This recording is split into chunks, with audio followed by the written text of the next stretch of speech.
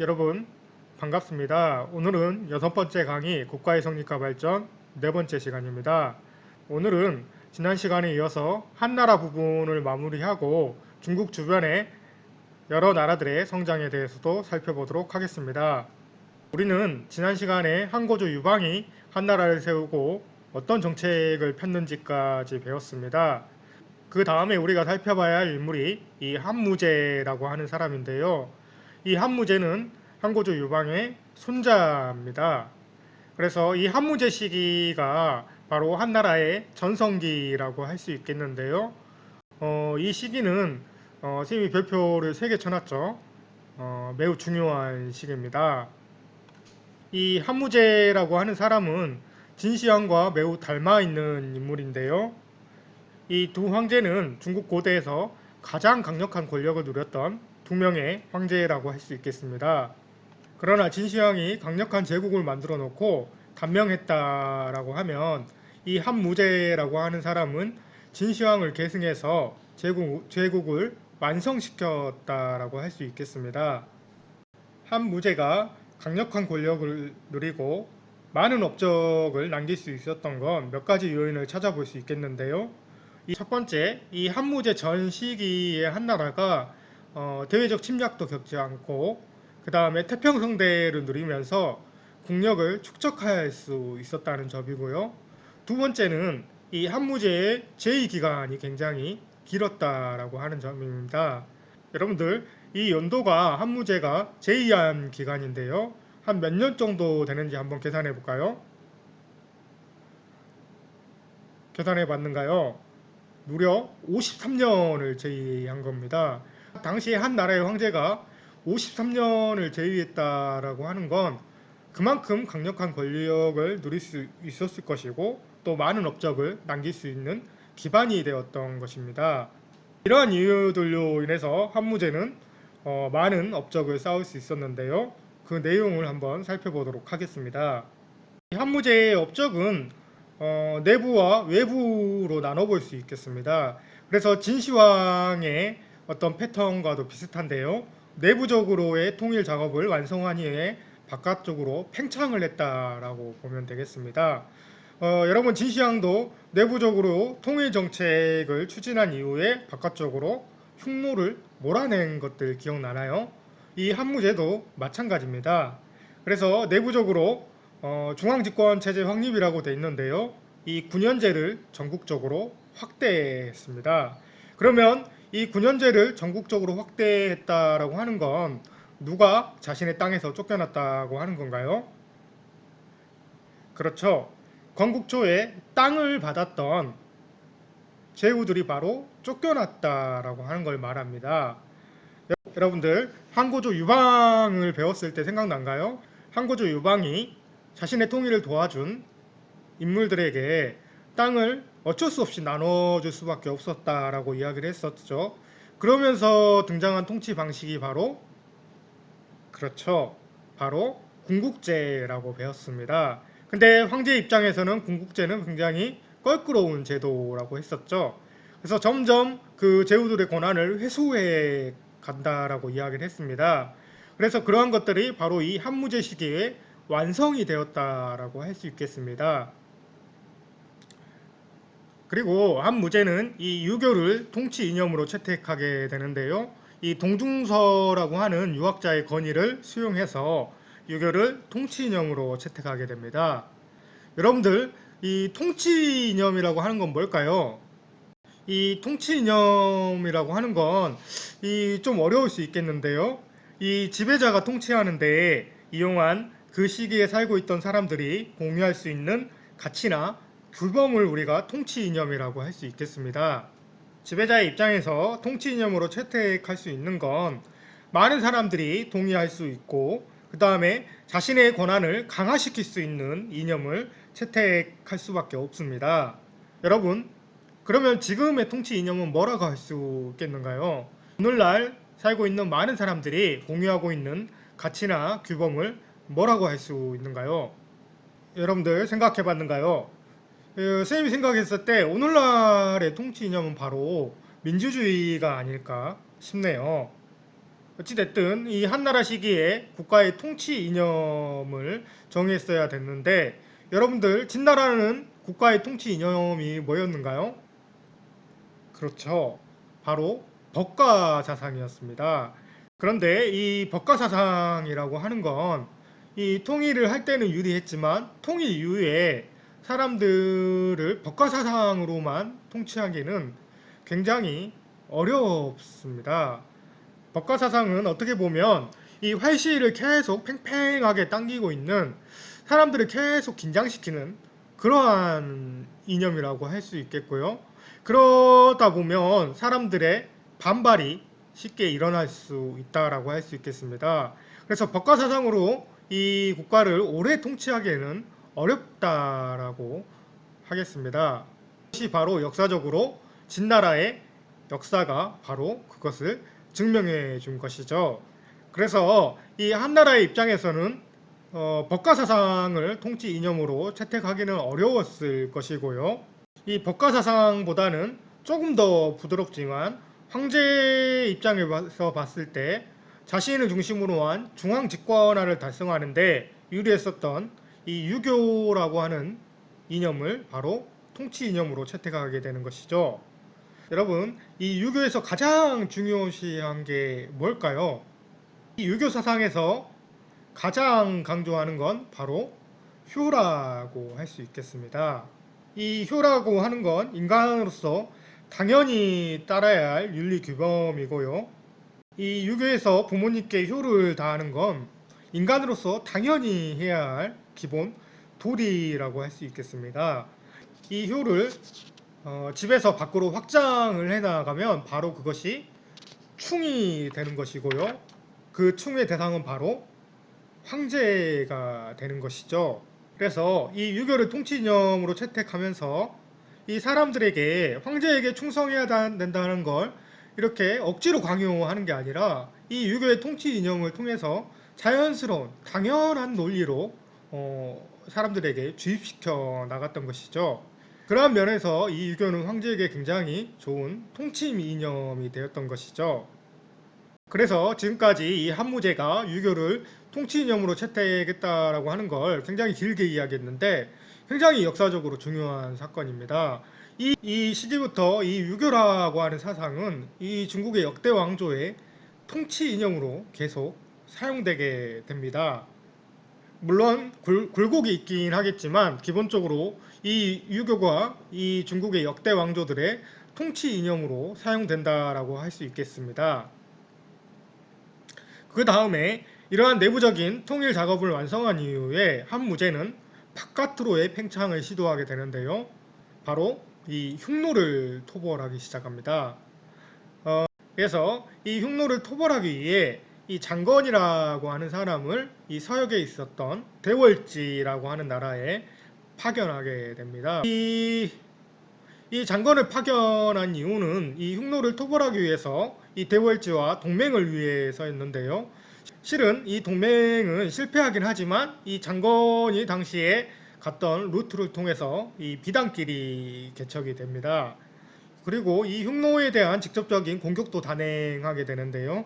이 중원의 왕조가 이 유목국가를 공격한 건 굉장히 이례적인 일이라고 할 수 있겠습니다. 그 다음에 베트남의 남어를 정복하고요. 이 고조선도 정복을 하게 되죠. 그리고 이 고조선을 정복한 것도 이 바로 흉노와 고조선이 연결되는 걸 두려워해서 이 고조선을 정복하게 되죠. 그리고 이러한 대외 정책을 하기 위해서 여러분들 전쟁을 하려면 뭐가 필요할까요? 그렇습니다. 이 전쟁을 하려면 기본적으로 돈이 필요합니다. 막대한 돈이 들어가죠. 그래서 그 돈을 마련하기 위해서 국가가 경제를 통제하게 되는데요. 가장 대표적으로 이 소금과 철을 전매한 걸 들 수 있겠습니다.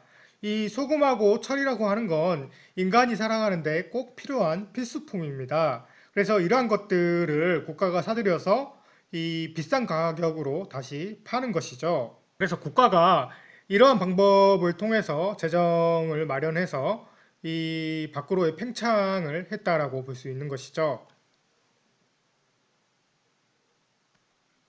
이 한무제 시기의 대평창 정책을 지도로 표현한 것인데요.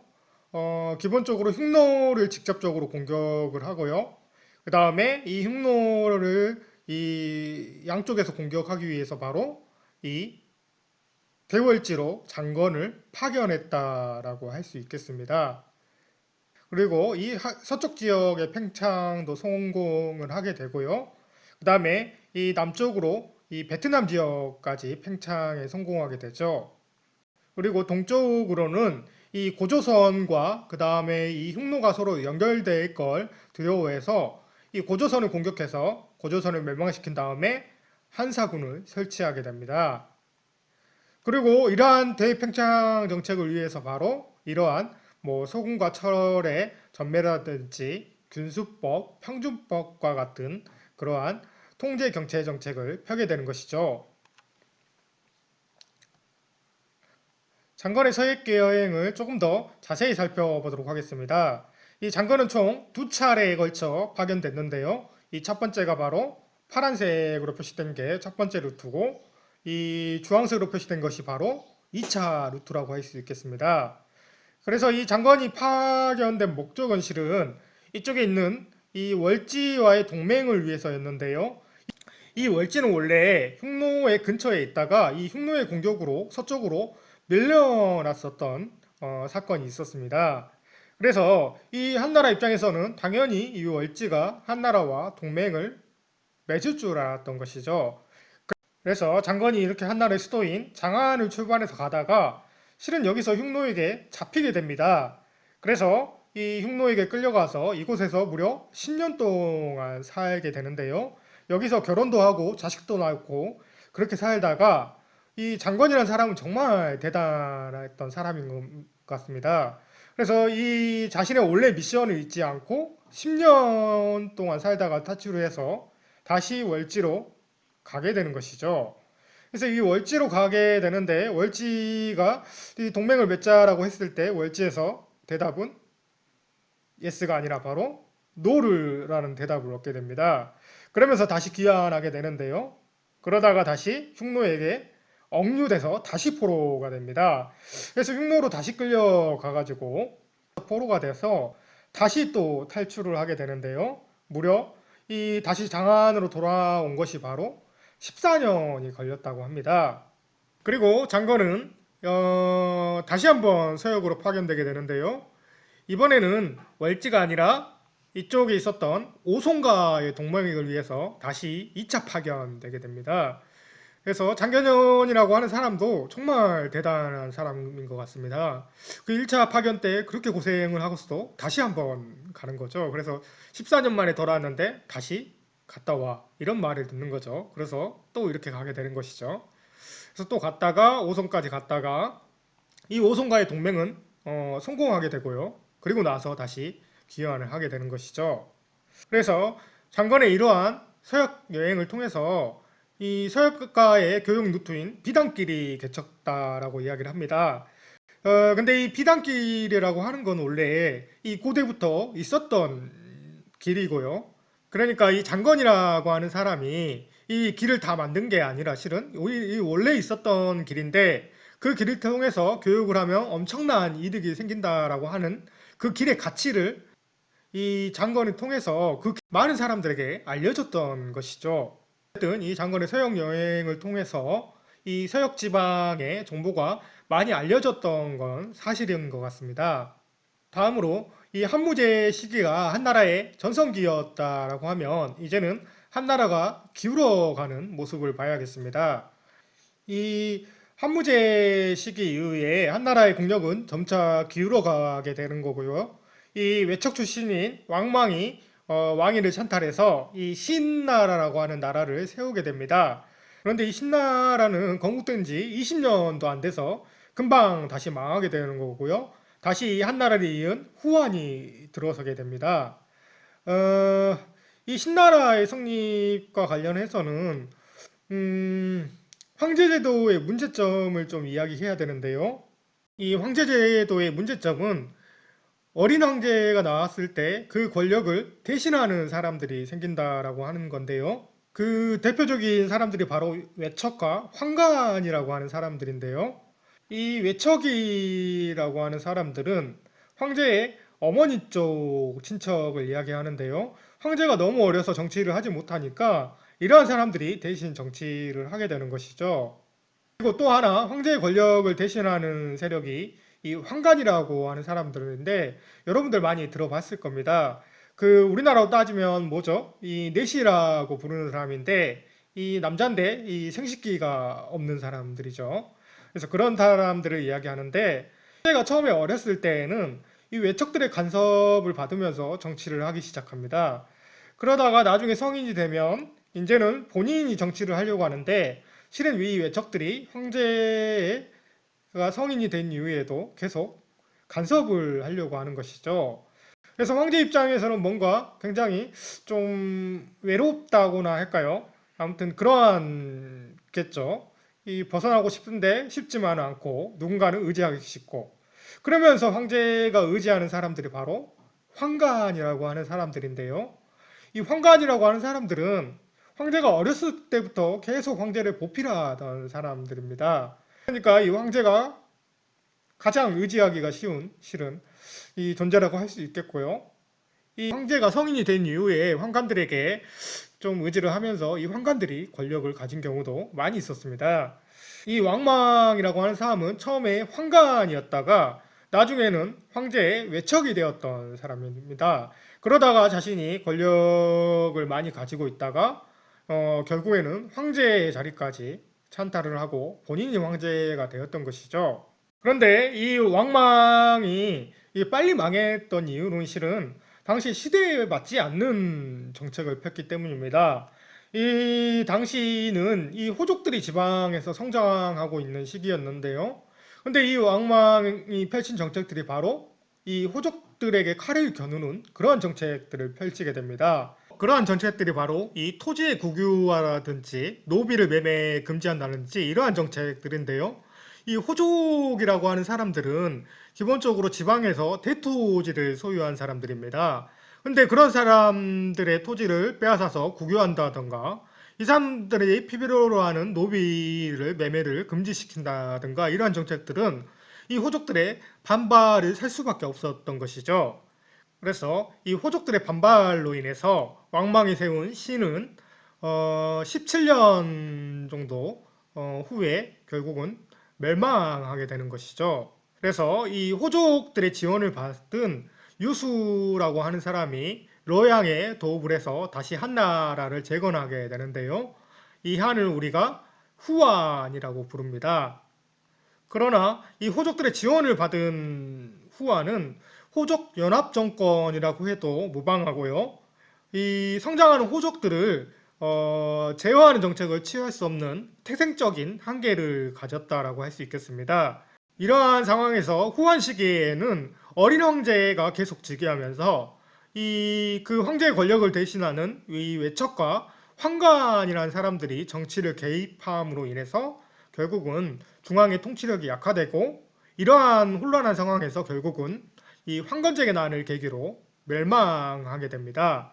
그리고 이 한은 위초고로 분열되게 되는데요. 이 위초고가 여러분들이 많이 알고 있는 바로 삼국지식이라고 할 수 있죠.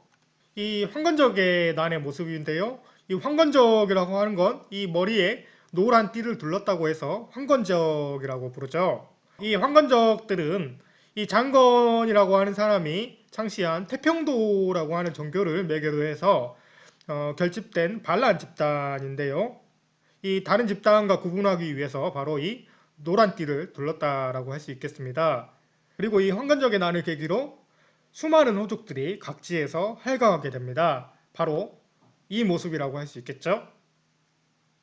그래서 여러분들 당시 호족들의 모습인데 여러분들 아마 유비나 조조, 손책 이런 인물들은 들어봤을 겁니다. 그래서 바로 이런 사람들이 바로 호족들이라고 할 수 있겠죠. 그러면 중국의 중원 지역의 왕조는 여기까지 정리를 하고요. 이 중국의 북부 지역에 있었던 이 흉노에 대해서 살펴보도록 하겠습니다. 이 흉노는 BC 3세기 후반에 유라시아 대륙 북부의 유목지대에서 강력한 세력으로 성장하게 되는데요. 이 유목민족들은 여러분들 기본적으로 이 분열된 상태에 있다가 결집되기 시작하면 정말 무서운 세력으로 성장을 합니다. 그래서 이 흉노가 발전했을 때는 바로 묵툭선후 때인데요. 여러분들 우리 진시황 했을 때 흉노가 쫓겨났던 사실 기억난가요? 그것을 계기로 해서 흉노가 뭉치기 시작했었고 그 뭉치는 과정에서 구심점이 된 인물이 바로 묵툭선후라고 이야기를 했습니다. 이때 이 흉노 부족들을 통합하게 되는 것이고요. 이 항고조와의 싸움에서 이 항고조에게 굴욕을 안겨주었다라고 이야기했습니다. 그리고 이 흉노는 한무제에 의해 고비사막 이북까지 쫓겨날 때까지 이 60여 년간은 한에 대해서 우위를 유지했다라고 할 수 있겠습니다. 그래서 이 한나라 입장에서는 이 북방에 있었던 흉노라고 하는 존재는 항상 두려움의 존재였고 어떻게 보면 항상 신경이 쓰일 수밖에 없는 그런 존재였던 거죠. 다음으로 이 흉노의 통치 조직을 보면 농경왕조의 왕이라고 할 수 있는 선우가 이 통치 영역을 셋으로 나누어서 자신이 중앙을 통치하고 나머지는 이 자연왕과 위연왕을 두어 다스리게 했다라고 합니다. 다음으로 흉노가 쇠퇴하는 과정을 살펴봐야 되는데요. 이 흉노는 이 흉노는 물론 이 한무제의 공격으로 인해서 약화되었다라고 할 수 있겠지만 실은 그보다 더 중요한 이유는 이 자기들끼리의 싸움인 이 내분인 것이죠. 그래서 이 기본적으로 유목 민족이나 국가들은 이 뭉치면 엄청난 시너지를 발휘하지만 실은 이 뭉친다는 게 이 쉽지가 않습니다. 왜 그러냐면 본래 전통적으로 이 부족제적 특성이 많이 남아 있어서 이 통합 이후에는 금방 이 내분에 빠진다라고 할 수 있겠습니다. 실은 이게 이 유목 민족이나 유목 국가들의 약점이라고 할 수 있겠죠. 그래서 이러한 내분으로 인해서 결국은 남흉노와 북흉노로 분열을 하게 되고요. 이 남흉노는 이후 한해 복속되게 되는 거고 북흉노는 나중에 서쪽으로 이동하게 됩니다. 그래서 이 여담입니다만 이 북흉노가 서쪽으로 이동하면서 실은 게르만족을 압박하면서 이 게르만족이 남하하면서 로마가 바로 망했다라고 합니다. 그래서 이 북흉노가 바로 이 서양에서 말하는 훈족일 거라고 추정을 하고 있습니다. 다음으로 만주와 한반도의 국가 성립에 대해서 살펴보도록 하겠습니다. 우리나라의 역사죠. 그래서 여러분들 한국사 시간에 잘 배웠을 것으로 알고 정말 간략하게만 이야기하고 넘어가겠습니다. 고조선의 성립인데요. 고조선은 청동기 문화를 바탕으로 랴오닝 지역에서 한반도 북부에 걸쳐 성립한 우리나라 최초의 국가죠. 그래서 이 팔족법이라고 하는 걸 제정했다라고 하는데요. 여러분들도 들어봤죠. 그래서 사람을 죽인 자는 뭐에 처한다? 사형에 처한다. 이러한 것들 들어봤을 겁니다. 그래서 이러한 것들이 바로 고조선의 팔족법이었고요. 그 다음에 고조선은 이 중간에 지배자가 한번 바뀌게 되는 정치적 변화를 겪게 되는데요. 이 중국의 진나라하고 한나라 시기 교체기에 이만이라고 하는 사람이 망명을 해서 이 고조선의 준왕을 몰아내고 집권을 하게 되는 거죠. 그래서 이 시기부터를 우리가 위만조선이다라고 또 부르기도 합니다. 그리고 이 한무제가 이 흉노와 연결을 두려워해서 이 고조선을 침략하면서 결국에는 수도 왕검성이 함락하면서 BC 108년에 고조선은 멸망하게 되는 것이죠.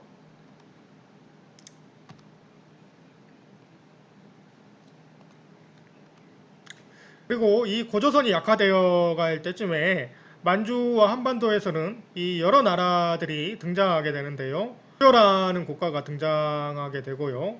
이 부여에 일부 세력이 남하해서 고구려가 세워지게 됩니다.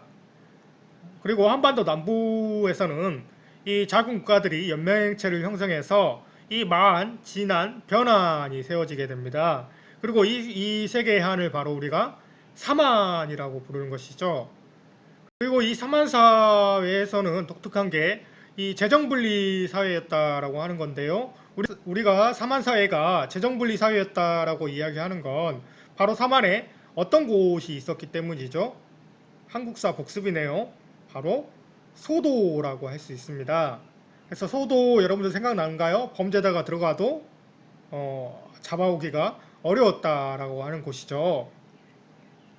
다음 일본에서의 국가 성립에 대해서 살펴보도록 하겠습니다. 일본에서는 기원 전후에 야요이 문화를 기반으로 여러 정치체가 등장하게 됩니다. 여러분, 이 야요이 문화라고 하는 건 일본의 총동기 시대를 이 야요이 시대라고 부른다고 지난 시간에 배웠죠.